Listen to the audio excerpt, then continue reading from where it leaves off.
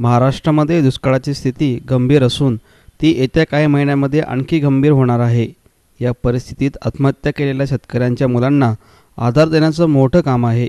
भारतीय जैन संघटना करीत असून आपण सगळेच त्यांच्या पाठीशी उभे राहू, या मुलांचे पालक होऊयात, असे आवाहन आज राष्ट्रवादी काँग्रेसचे अध्यक्ष शरद पवार यांनी केलं. मराठवाड्याच्या लातूर, उस्मानाबाद आणि बीड या भागातील आत्महत्या केलेल्या शेतकऱ्यांच्या 120 मुलांना भारत जैन संघटनेच्या वतीनं वाघोली येथे शैक्षणिक पुनर्वसन केंद्रामध्ये स्वागत करण्यात आलं. त्यावेळी राज्याचे अन्न व नागरी पुरवठा मंत्री आणि पुणे जिल्ह्याचे पालकमंत्री गिरीश बापट, राज्याचे शिक्षण व आयुक्त डॉक्टर पुरुषोत्तम भापकर, भारतीय जैन संघटनेचे संस्थापक शांतीलाल मुथा, आमदार बाबूराव पाचरणे, आमदार जगदीश मुळीक, BGSच्या शालेय समितीचे अध्यक्ष शांतीलाल बोरा, प्राचार्य संतोष भंडारी, BGSचे अध्यक्ष प्रफुल्ल पारख यांच्यासह आदी मान्यवर व्यासपीठावर उपस्थित होते.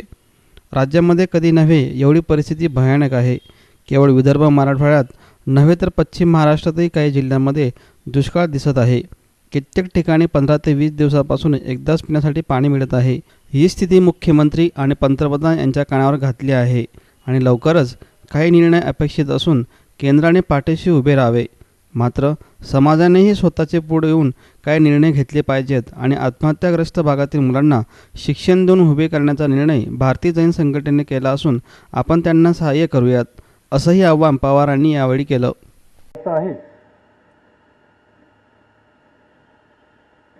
सातारा, सांगली, सोलापूर, अहमदनगर, बुलढाणा याही भागातल्या काही गावांच्या मध्ये अशा प्रकारची परिस्थिती निर्माण होते. आपण पुणेकर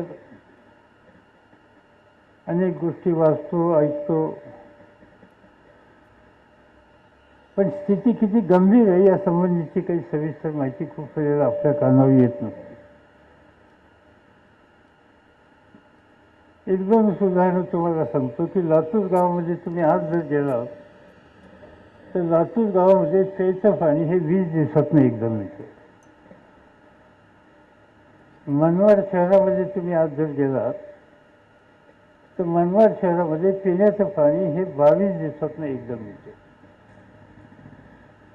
सोलापूर शहरामध्ये कालच निर्णय घेतला 4 दिवसातनं एकदा पाणी मिळेल असं.